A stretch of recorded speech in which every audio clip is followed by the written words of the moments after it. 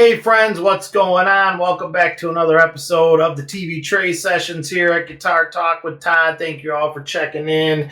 Grab your coffee, drink up, and join us.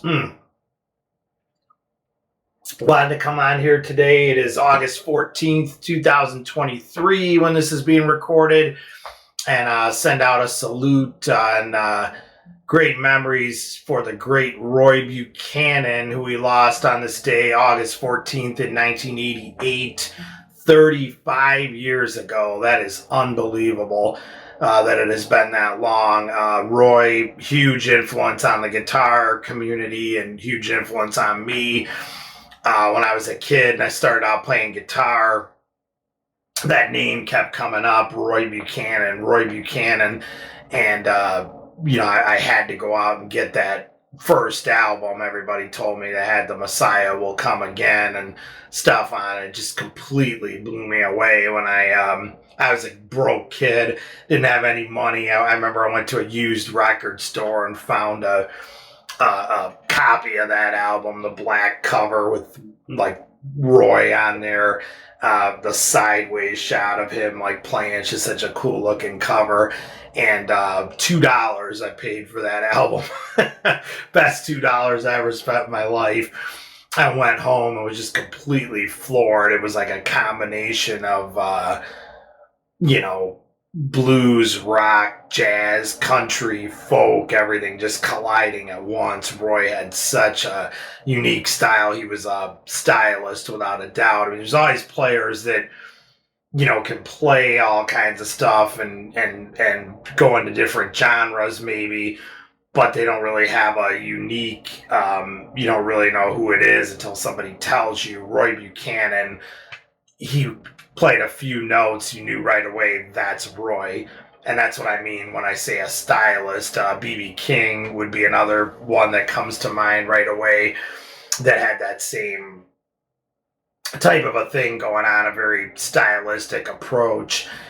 You could tell him just by a few notes right away. There's not a lot of people that have that. There's some great players out there, but a lot of times you have to say, like, who is this playing? Wow, he's great. And that's fine. I mean, that's how most people are. But, man, a really unique player, you can hear a few notes and be like, wow, I know what that's... Jeff Beck was another one that you could tell right away it was him. Beebe, like I said, and Roy certainly is in that category as well. Name some other stylists, you guys. Comment below and let me know what you think. Do you have any great Roy stories? Were you able to see him? I definitely saw him, a few times there in the late 80s when he did his comeback. He was always around, but comeback, as they called it, on the Alligator label. He had like those awesome albums, When a Guitar Plays the Blues, Dancing on the Edge, and Hot Wires there that he had at the end of his career. And just what a shame. He was still so young, still could have done so much, and he was making a big comeback and seemed... you very happy from what I know. I didn't know Roy personally, but he, from what I understand, he was very happy and stuff, so the whole thing didn't really make sense. There's always been a bit of a mystery there around his death that happened on August 14th in 1988. I don't really want to get into a whole lot of that here. You can comment below about that. There's various things that some people said they wouldn't believe he took his own life because he was very happy and making a comeback, and he was at a great place. He was signed with Alligator. He was starting to get a lot of the attention he so rightfully deserved that hadn't quite come to him through the years that he always should have gotten. It was finally starting to come in. He was happy on the Alligator Records label because they kind of let him just, do what he wanted, which he always wanted to do in the studio, but he was always told...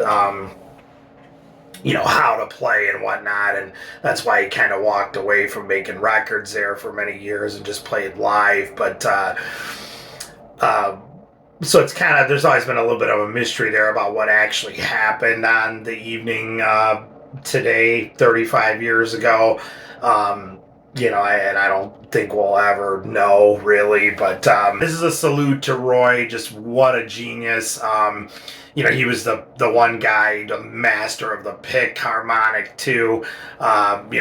Billy Gibbons and all those guys always come to mind first when people are talking about that. Zakk Wylde is definitely one of them, but Roy Buchanan never gets mentioned. I mean, he could just hit that stuff when he did a squealer. I remember he always called them, and it just fantastic. Roy had this great gift of being able to play super mellow and sweet. He had like beautiful chords he could play and stuff, and then he could just rip your head off too. Check out the song called Sneaking Godzilla Through the Alley. He did on the Alligator label, in his later years. It's just, that's just like pure, I mean, put that on and turn it up to 11, and boy, you want to disturb the neighbors, that one will do it. Obviously, The Messiah Will Come Again, great stuff. Loading Zone was always one of my favorite albums from him, too. I remember playing that for a lot of people that were just rock players, and when I tried to get them into blues, they'd be like, no, not really. And I remember giving them that album and being like, man, this is smoking stuff. So that album is like a great hybrid, and pretty much all of Roy's stuff was of like, you could play it for a blues guy, blues person, anybody that's into the blues, or you could play it for like a rock person, and they'd be like, man, this is it. Kind of Roy's playing was like that. It had enough fire and edge to it that appealed to like rock and even metal players, but yet anybody that played the blues and all that knew who Roy Buchanan was as well. Obviously, he was known for being a telecaster master, which he was. I've always been very amused by his Strat era from about 1979 to about 1982.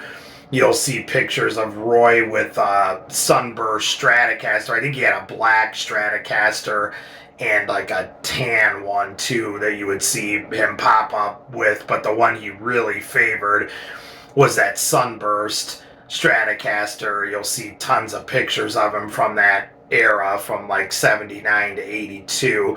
And then the story goes that people were saying like, where's the Telecaster? Where's the Telly? Where's the Telly? That his fans wanted him to come back with the Telecaster, so he did.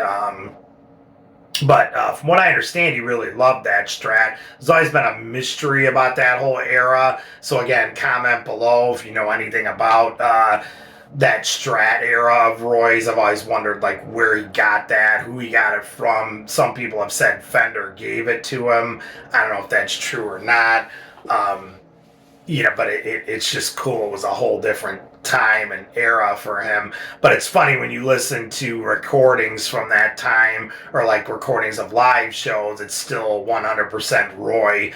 There's nothing different about his playing, or which he just proved he could sound like Roy on anything, which again just proves the point of when all is said and done, it's the player, not the guitar.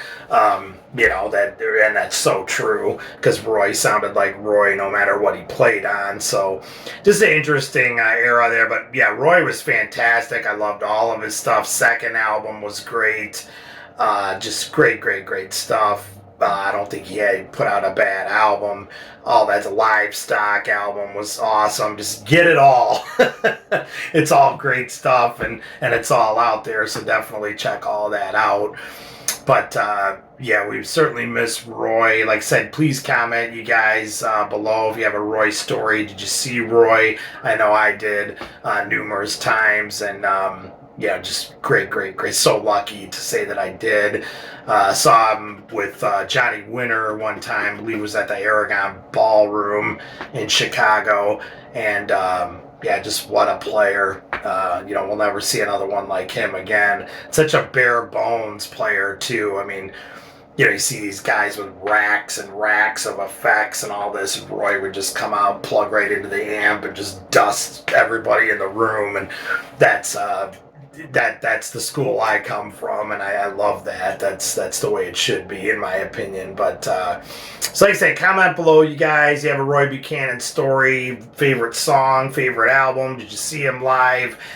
Comment below about anything related to Roy. And thanks for checking in, you guys, so much. We appreciate it. Find me on Facebook at toddbeebemusic. Grab your coffee and drink up with us. And we will see you all again. Thank you so much for checking in. Stay safe and love your dogs. Take care.